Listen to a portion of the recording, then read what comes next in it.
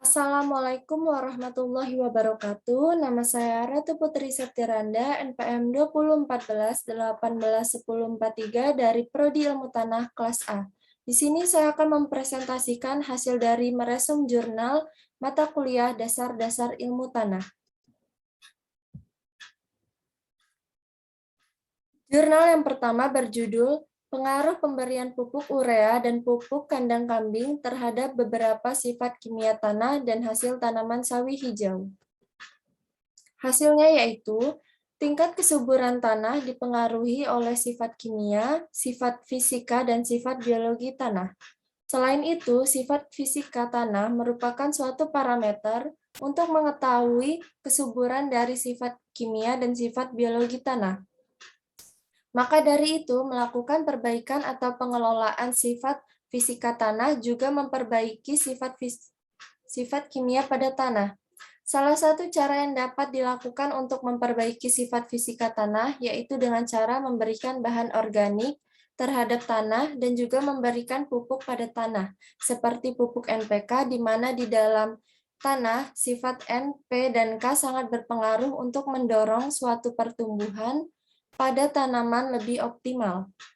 Selain itu, pemberian kompos sampah kota dan juga pemberian abu sekam padi dan jerami padi mampu memperbaiki sifat tanah dan meningkatkan kesuburan tanah sehingga nantinya hal-hal tersebut mampu untuk pH tanah, N total tanah, C organik tanah, dan kapasitas tukar kation pada tanah dan juga mampu mempengaruhi suatu nilai nisbi C atau N pada tanah.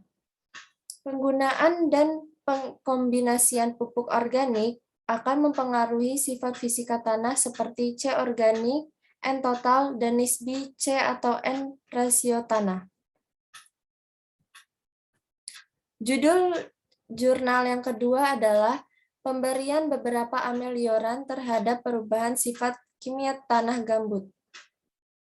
Hasil dari jurnal tersebut adalah lahan gambut merupakan lahan marginal untuk pertanian karena kesuburannya yang rendah, seperti sangat masam, kapasitas tukar kation yang tinggi, kejenuhan basa yang rendah, kandungan unsur K, Ca, Mg, dan P, kemudian mikro seperti Cu, Zn, Mn, B juga rendah.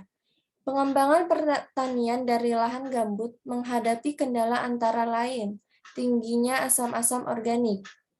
Pengaruh buruk asam-asam organik yang beracun dapat dikurangi dengan teknologi pengelolaan air dan penambahan bahan-bahan yang banyak mengandung kation polivalen seperti Fe, Al, Cu, dan Zn.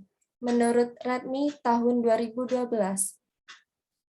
Perlu adanya penambahan bahan amelioran untuk mengatasi permasalahan kesuburan tanah gambut tersebut. Jenis amelioran seperti kapur, abu janjang, kelapa sawit, kompos TKKS, abu sekam padi, dan pupuk kotoran ayam dapat meningkatkan unsur hara tanah gambut menurut Salsi pada tahun 2011. Pemberian amelioran pupuk kotoran ayam, kompos, TKKS, abu sekam padi, dan AJKS tidak merubah kriteria pH kecuali pada pemberian kapur. Pemberian amelioran juga tidak meningkatkan kriteria kandungan N dan K, namun hasil analisis yang diperoleh menunjukkan peningkatan.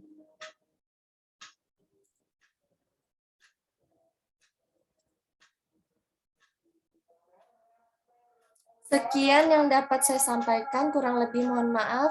Saya akhiri, wassalamualaikum warahmatullahi wabarakatuh. Terima kasih.